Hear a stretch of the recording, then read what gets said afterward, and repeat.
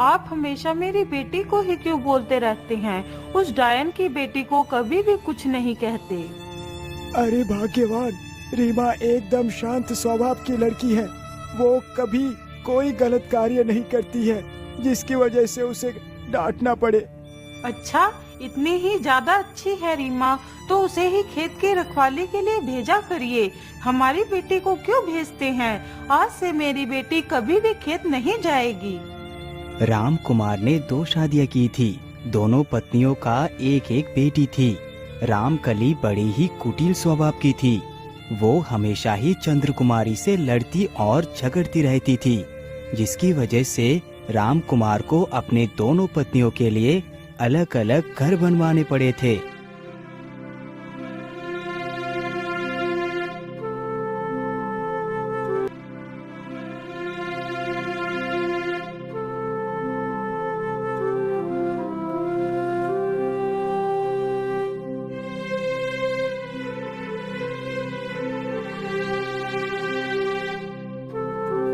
अरे बेटी रीमा, आज से तुम रोज खेत की रखवाली के लिए जाया करोगी। ठीक है पिताजी, मैं आज से ही खेत की रखवाली के लिए जाती हूँ। इतना बोलकर रीमा खेतों की तरफ निकल पड़ती है।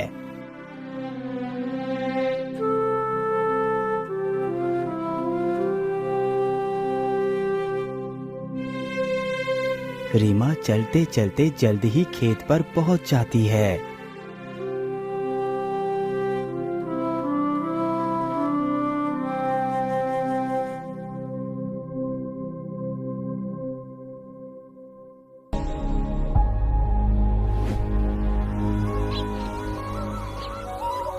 अरे वाह, खेतों पर आकर तो कितना अच्छा लगता है। यहाँ की सुंदरता को देखकर तो मन को कितनी शांति मिलती है। रीमा वही चट्टान पर बैठकर गीत गाने लगती है। सच है, विपत्ति जब आती है कायर को ही दहलाती है। सूरमा नहीं विचलित होते, क्षण एक नहीं धीरज खोते। विघ्नों को गले लगाते हैं, कांटों में भी राह बनाते हैं। वाह रीमा वाह, तुम तो कितना मधुर गीत गाती हो। मैं तुमसे बहुत प्रसन्न हूँ, इसीलिए मैं तुम्हारे साथ ही विवाह करूँगा। अरे, ये किसकी आवाज है? ये आखिर कौन है जो मुझसे विवाह करने की बात कर रहा है? कहीं ये मेरा भ्रम तो नहीं? मैं ऐसा करती हूँ, यही गीत एक बार फिर से गाती हूँ। सच है, विपत्ति जब आती है कायर को ही दहलाती है। सूरमा नहीं विचलित होते, क्षण एक नहीं धीरज खोते।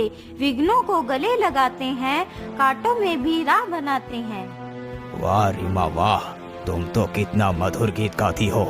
मैं तुमसे बहुत प्रसन्न हूँ, इसीलिए मैं तुम्हारे साथ ही विवाह करूँगा।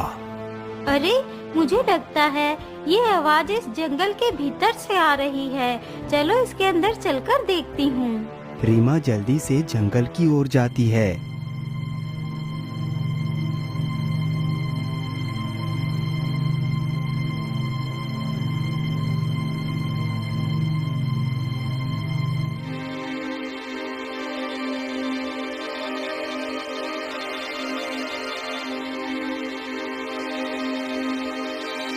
आखिर ये आवाज कहाँ से आ रही थी? यहाँ पर तो कोई भी नहीं है।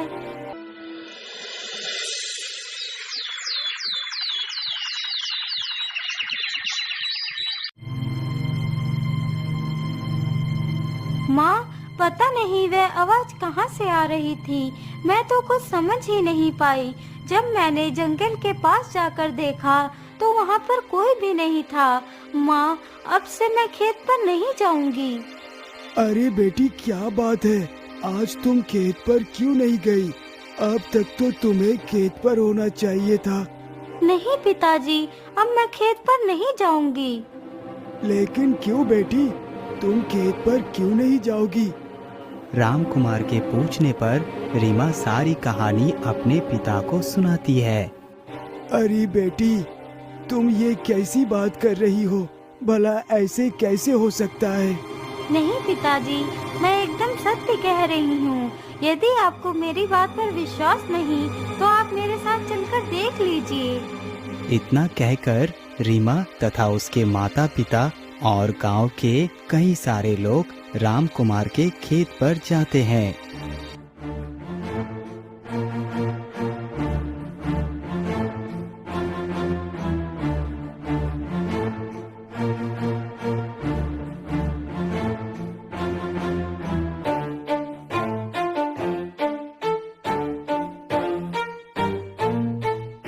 अब तो हम लोग खेत पर आ गए हैं। चलो अब तुम जल्दी से वही गीत गाओ। सच है, विपत्ति जब आती है कायर को ही दहलाती है। सूरमा नहीं विचलित होते, क्षण एक नहीं धीरज खोते। विघ्नों को गले लगाते हैं, कांटों में भी राह बनाते हैं। वाह रीमा वाह, तुम तो कितना मधुर गीत गाती हो। मैं तुमसे बहुत प्रसन्न हूँ, इसीलिए मैं तुम्हारे साथ ही विवाह करूँगा। अरे भाई, सही आ मुझे रही लगता है। चलो चलकर देखते हैं। सभी लोग जंगल की तरफ देखने के लिए जाते हैं तो जंगल में कोई भी दिखाई नहीं देता। अरे ये तो कितनी अजीब बात। कहीं यहाँ पर कोई भूत तो नहीं रहता है जिसकी ये आवाज थी? मुझे तो बहुत डर लग रहा है। चलो यहाँ से वापस लौट चलते हैं। अरे नहीं चुन्नी लाल, तुम इतना डर क्यों रही हो? हमें पता तो लगाना ही होगा कि आखिर यहाँ पर किसकी आवाज आ रही है। सारे लोग फिर से वापस उसी चट्टान के पास पहुँचते हैं। अरे बेटी, तुम एक बार फिर से वही गीत गाओ। पिता के कहने पर रीमा फिर से वही गीत गाने लगती है। फिर से जंगल से वही आवाज आती है। अरे कौन है उस जंगल में? कौन बार बार मेरी पुत्री से विवाह करने की बात कर रहा है? यदि तुम सच में हमारी पुत्री से विवाह करना चाहते हो तो मेरे सामने आओ। हाँ हाँ, मैं तुम्हारे सामने आऊंगा, लेकिन उससे पहले तुम्हें मुझसे एक वादा करना होगा। हाँ हाँ बोलो, तुम क्या वादा करवाना चाहते हो? मेरा वादा यही है कि मैं तुम्हारे सामने तभी आऊंगा यदि तुम अपनी पुत्री का विवाह मुझसे करने का वादा करो। अच्छा ठीक है, मैं वादा करता हूँ कि मैं अपनी पुत्री का विवाह तुम्हारे साथ ही करवाऊंगा। राम कुमार के ये बात बोलते ही जंगल की तरफ से एक शेर निकल कर आता है। शेर! हे भगवान, यह तो एक शेर है। अरे भागो यहाँ से।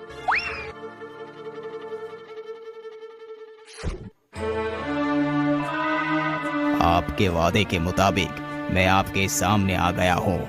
अब आपको अपनी पुत्री का विवाह मेरे साथ करना होगा। नहीं पिताजी, मैं भला एक शेर के साथ विवाह कैसे कर सकती हूँ?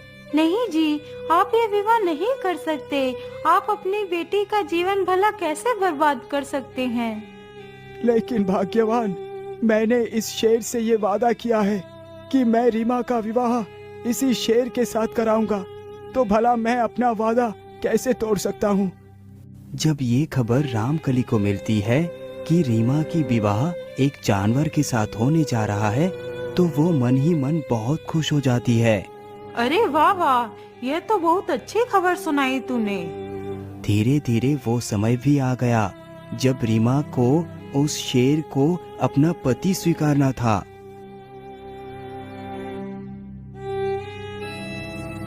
बेटी, अब तुम बरमाला पहना दो। इतना सुनते ही रीमा अपना बरमाला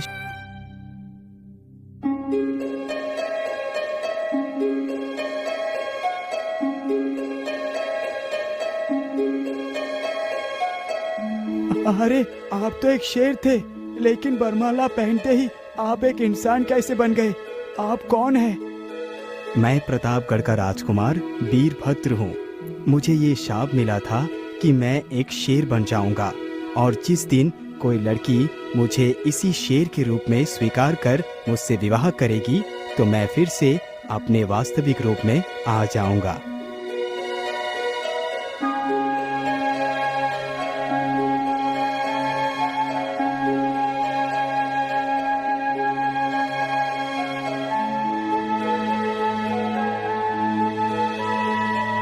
अच्छा पिताजी, अब मैं रीमा के साथ वापस अपने राज्य लौटना चाहता हूँ। मुझे जाने की आज्ञा दें। ठीक है बेटा, जरा ध्यान से जाना। इतना सुनकर राजकुमार रीमा को लेकर वहाँ से चला जाता है। अरे वाह, इसे तो घर बैठे ही अपनी पुत्री के लिए राजकुमार मिल गया। अब चाहे कुछ भी हो जाए, मैं भी अपनी पुत्री के लिए राजकुमार ही ढूंढ कर लाऊंगी। अरे बेटी, जल्दी से जंगल चलो, मैं तुम्हारे लिए भी राजकुमार ढूंढ कर लाऊंगी। इतना सोचकर दोनों माँ बेटी जंगल की तरफ निकल पड़ते हैं। रामकली भी एक शेर की तलाश कर रही थी, जिसके साथ वो अपने पुत्री का विवाह कर सके, क्योंकि उसका भ्रम था कि शेर फिर से राजकुमार बन जाएगा और उसकी बेटी महारानी बन जाएगी।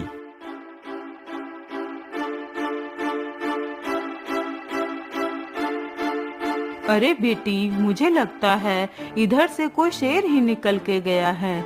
चलो इधर को ही चलते हैं।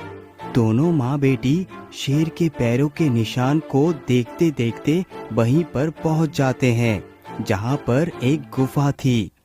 बेटी, मुझे लगता है वह शेर इसी गुफा में रहता है। तुम जल्दी से इस गुफा में चले जाओ और हमारे होने वाले जमाई को बुलाकर ले आओ। तब तक मैं बाहर ही खड़ी हूँ। लेकिन माँ, मैं अकेले नहीं जाऊंगी, आप भी मेरे साथ चलो। नहीं नहीं बेटी, यदि मैं साथ चलूंगी तो हो सकता है शेर विवाह के लिए राजी ना हो। मैं यहीं पर छिप जाती हूँ, तुम अंदर से हमारे जमाई को लेकर आ जाना। इतना सुनकर लड़की गुफा के अंदर चली जाती है। उस लड़की को गुफा में गए हुए काफी समय गुजर जाता है। अरे, मेरी बेटी को गए हुए तो काफी समय गुजर चुका है, लेकिन अभी तक वह लौट कर नहीं आई। रामकली इतना सोच ही रही थी कि तभी गुफा के अंदर से एक शेर बाहर निकलता है, जिसके मुंह पर ढेर सारा खून लगा हुआ था। वो शेर गुफा से नदी की ओर चला जाता है। अरे ये क्या, इस शेर के मुंह पर तो खून लगा हुआ है। कहीं इसने मेरी बेटी को कोई नुकसान तो नहीं पहुंचा दिया। इतना सोचकर रामकली जल्दी ही गुफा के अंदर जाती है, तो दिखती है गुफा के अंदर सिर्फ और सिर्फ उस लड़की के कपड़े ही मिलते हैं और कुछ नहीं, जो कपड़े खून से रंगे हुए थे। हे भगवान, ये मैंने क्या कर दिया? मैं लालच में आकर अंधी हो गई थी। मैंने अपने ही हाथों से अपनी बेटी की जान ले ली। मुझे माफ कर दो बेटी, मुझे माफ कर दो।